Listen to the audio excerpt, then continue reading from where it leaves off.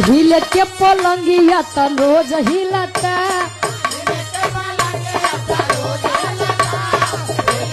क्या बात है।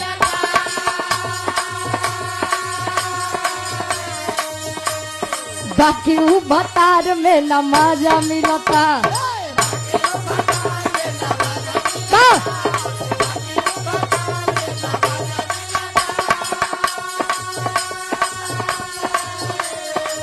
हिले के पलंगिया त रोज हिलता बाकी ऊ भतार में न मजा मिलता।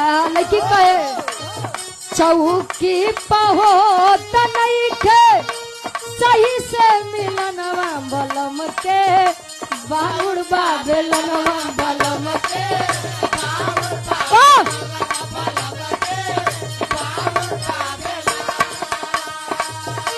बलम के बांगुड़ बेलनवा बलम के